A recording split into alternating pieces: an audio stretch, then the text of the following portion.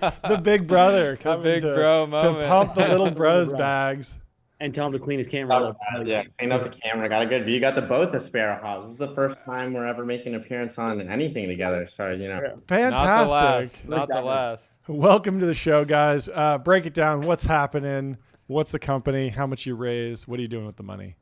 So the company, basically the root of it is healthcare providers in the United States spend a ton of time just dealing with the paperwork from insurance companies, and it really both distracts from patient care, so clinicians are just able to serve less patients, and when something goes wrong clerically, it can actually lead to like a delay in patient care. So depending on like some of our customers are autism therapists, and it's like that delay in care for some of those kids can really lead to adverse outcomes. So what we built is basically AI that merges, basically like moves data from point A to point B. Because fundamentally, it as much as maybe other curly hair technologists like to say, it's not as much of a systemic issue as it is a technological issue. And we're just really like insurers set up reasonable processes and have an appropriate check and balance in this workflow where you as an employer don't want to be paying like unreasonable premiums.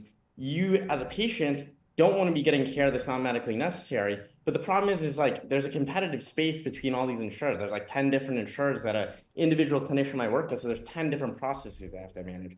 So it's really about plugging these two parties, making them just like work together better. We sort of raised $27 million across our seed and Series A, 5 million seed, 22 million Series A. And where we're taking that capital is we really just want to double down on our core product set. It's basically like expanding into more specialties. And really, we want to go a layer deeper into the extent that we help clinical staff. Today, we really just help with like the clerical parts of things. But as we sort of sit between these two parties, we really start to understand insurer guidelines. Like we understand why Optum might reject something, and we just make sure that the insurers are able to get clean, streamlined data that has passed all the basic validation. So that's where we're bringing the capital and hiring engineers, sales, operations, just really trying to scale the machine and expand on our core product set. So Bain Capital did the deal. Did the deal get done at Fogo de Chao? You got to let me know. The deal, Delian. Oh, that was a Delian question. Go ahead. No, that's for you. Because I saw you posting about it like 2 years ago. No, it was part of the close more so than anything else. That's what put you over the finish line. That's great. Yeah, right at the finish line. No, deal. We were fortunate enough where this deal didn't hit the market. We were fortunate enough to be able to close it from our New York office. So Fantastic. Fantastic. Do you have to say, which sort of Pavel kind of covered, but I think for the broader audience, that are maybe not super familiar with healthcare, the way that providers have gotten paid has just kind of fundamentally changed over the past like 10 years, where basically 10 years ago, provider provided care and then went to insurance companies and said, hey, here's basically, sort of what I did. I'd like to get paid, et cetera. And sometimes the insurance companies would look and be like, whoa, this is like really out of whack. Like, this is not what I wanted to pay for. And so you have these kind of like, sort of misaligned incentives. And so Pavel's whole companies focused on this like new workflow on basically within a prior authorization. So it's basically like, now you have to go to the insurance company first, but because it's sort of like net new workflow and it slows down care, right? Because before you just go to the doctor, they would give you the care and then you deal payments. Now the insurance company is set up in the pre-work, but then because if that takes too long, now all of a sudden you're like slowing down the patient experience. Yeah, which is also directionally like good. You don't want to be hit with like an unexpected medical bill, right? Like that's a lot of the times when you hear some of these like unexpected medical bills happening, it's because you don't want the check happening after the fact. You do want it happening up front. But like with our technology, you're able to do that upfront check without necessarily delaying the patient getting care. Yeah, if it takes like 30 days and this person needs like some cancer treatment, right? Like you want to be able to like, get this stuff like approved quickly. And so there have been like with the rollout of this new process, there's definitely been some patient backlash being like, what the hell? Like the doctor gave me my care plan. I would like to proceed. And I'm like waiting on my insurer to approve my ability to even go get, care in the first place, before the bill. And so it being fast is like super critical. The other thing that I wanted to mention is, so Pavel co-founded with these two guys, Sagar, who was previously at TrueWork, but then the CEO is this guy, Jeff Morelli. That was actually my high school buddy that, has known Pavel since he was, sort of 14 years old. The sort of first time they met, I think was like up on the ski slopes in, sort of Utah, where I peer pressured Pavel to smoking some weed for the first time when he was way too young to be smoking weed. But Allegedly. Breaking news. Allegedly. rumor. Officially, according to regulators, Pavel has never smoked marijuana. But I think that provided a good bonding moment. And then Jeff actually came and worked with me on my first company, which was not in the prior authorization space or like financial services, but it was actually in the healthcare space. That's building right.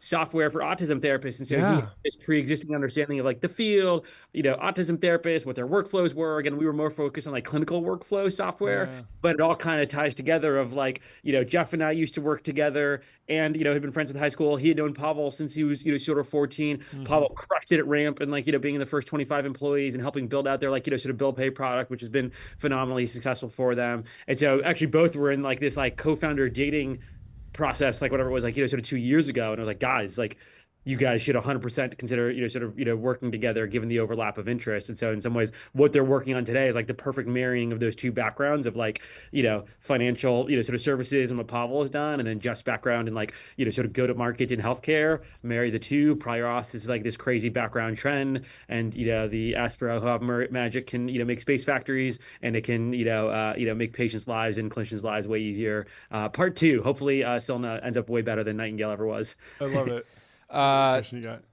Talk about so we had Lulu on yesterday. She was talking about the golden ratio ship to Yap. I think it had to have been a pretty intentional decision to wait and announce the company and two separate financings at the same time. Pavel, you're a generational poster, potentially poster of the year if you really get back into the game. Maybe talk about that decision to not be posting 10 times a day about the company when there's probably an argument that maybe that would have helped in different ways, but clearly you made an intentional decision to just keep quiet and focus on building. Yeah, I think if it had meaningfully blocked the business anyway to not be talking about it, then we absolutely would have launched. But I was just like, early hiring is predominantly in network and doctors aren't on Twitter. So it wasn't necessarily that we weren't like talking about what we were doing, but we weren't talking about it in front of like a tech audience. I think also just there's a degree of focus that can come from downstream of not being in the public eye. I think it's limiting in a lot of capacities. I think as we're scaling, that was sort of the decision now. And I think part of it is just, I think we had sort of an opportunity when we closed the A earlier than we anticipated to really just come out and like, I'd say like a bunch of things get lost in, especially in like AI hype cycles. A lot of things get lost in the noise where it's like, even like healthcare AI, it's like, is this even real? What's going on here? But I think it was really compelling to us to be able to come out of the door and be like, hey, we operate in like 45 plus states. We work with hundreds of insurers. We have tens of thousands of patients. It felt like that was more powerful. And I think it's sort of like, I think it's really important to me that like I work on something very tangible with like less. I don't want to be a hype guy. I'll hype my stuff up, but I want to hype it off the back of something like very real. And I think we're coming today with very real business progress to show the world. Has your hiring criteria changed? You're on record saying that you have it's two in every hiring criteria. You need to have that dog in you and you need to be nice with it.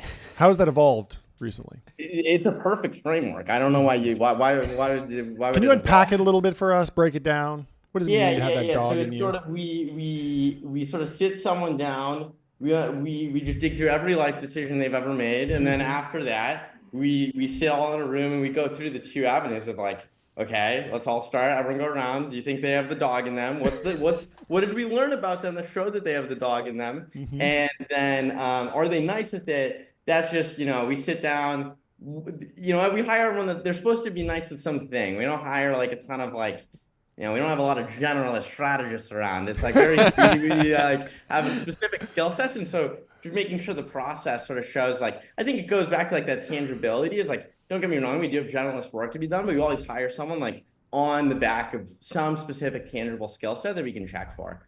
That's great. That makes sense. Talk about the moment you were working on integrating GPT-3 into like what you were working on at Ramp. Was that like mind blowing at the time? Did you feel like you had discovered something that, discovered a broader opportunity and you just said, I need to dedicate my life to creating business efficiency using artificial intelligence? I guess just like talk about that. Talk about that moment.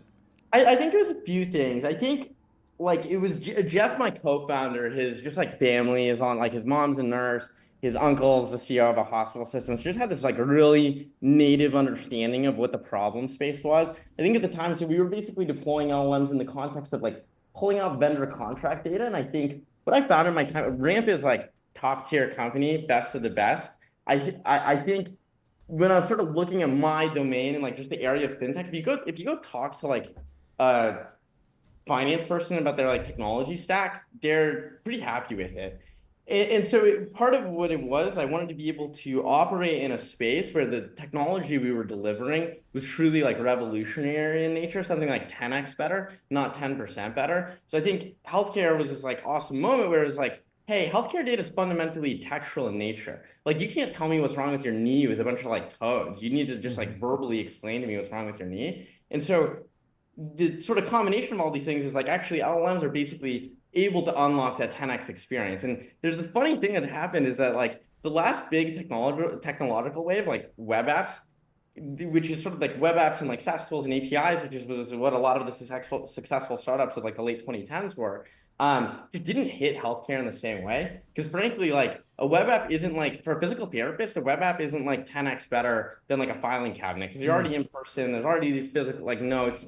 And what you're finding with LLMs is you're able to really drive like both technological waves in. So you're able to do like we're delivering a ton of value with the same sort of technical skills that I learned and developed at Ramp. On top of just like this AI blend is really able, like you can see some of the quotes on the SilnaHealth.com of like we've just become like immediately this artery and like game changer for a lot of our customers, which for me is just like really engaging, gets me excited to get up and work on the problem every day.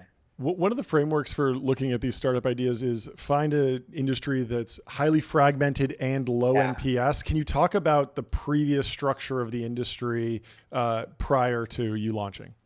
Yeah, well, what I'll say is that's a great structure if you're an analytical guy, not a vibes guy. So we just like kind of like the problem and people would talk to us for a long time about it. So that's how we landed on it. Okay. But yeah, totally. It is like it is a real fragmented market where frankly, there was not meaningful solutions on the market that could solve this in a holistic way. There were little tools here and there that you basically had to, the fragmentation maybe is a little different in that the tools were all fragmented and you would still have to basically employ someone to go through and use those tools and run the workflows. Where we operate is we're just like an end-to-end solution. You plug us in, there's no tangential tools. We're just able to get it. So like patient comes in, you give us their insurance card. We tell you exactly what clinical documentation we need and tell you like, hey, yep, patient cleared for care, get them scheduled without having anyone on their end necessarily there to manage the process. So I think that's how we think about a lot of the consolidation that we're able to do. Do you have any advice for founders out there that are seeing your announcement today, all the money you've raised and want to copy you? Go to Fogo de Chao. Yeah, more time Fogo de Chao, post more on Twitter. Yep. Generic advice is that like, or not generic advice. My advice, if I had to give the world, is I think Keith has said it, but I'll sort of reiterate as someone that's lived it, is like work at a great company before starting your own. I think that has been like massively helpful from like basically like inception. We had like seed funding. It allowed us just to take a longer time horizon how we were thinking about it. It just really shifts the model. When you're talking to candidates, I'm able to point like, hey, here's the track record. And I think that's something I reflect on a lot is like that Keith advice, go work at Ramp was a great company, had an opportunity to work there. And I think it's just made the first like year and a half of entrepreneurship a lot easier than it would have been otherwise. Well, hopefully you provide that for the younger versions of you out there. Yeah, we got some young guys. We got new Pavels. Fantastic. Last question for you. Is there a certain milestone that you want to hit before you cut your hair? Is it 100 million ARR? Is it 500? Is it $1 billion? You just it might just be the look forever. Growing it down to your waist and beyond. I think it aligns. Like, look, it aligns with whenever I can start tweeting whatever I want. Okay. There we go. I want to see the hardcore buzz cut Pavel. Yeah. That's gonna be it. It's primarily like you want someone pretty quickly when they see me to be like, that guy works with computers. yeah. Everything's computer now. It's great. It's great having you on. Yeah. You're our new healthcare expert. Fantastic. So, we'll have you back soon. Thank you for having Congratulations. me. No, it's been. I remember I came over to Will's office. It was just you sitting there by yourself. You told me roughly what you were working on. It's fantastic to see all the progress, and Thank you guys. As Joe Rogan would say, it's an honor to cover your fundraising announcement. Yeah, exactly. Thanks for having me on, guys. Really appreciate it. Cheers. Bye. See you, Delian. Later.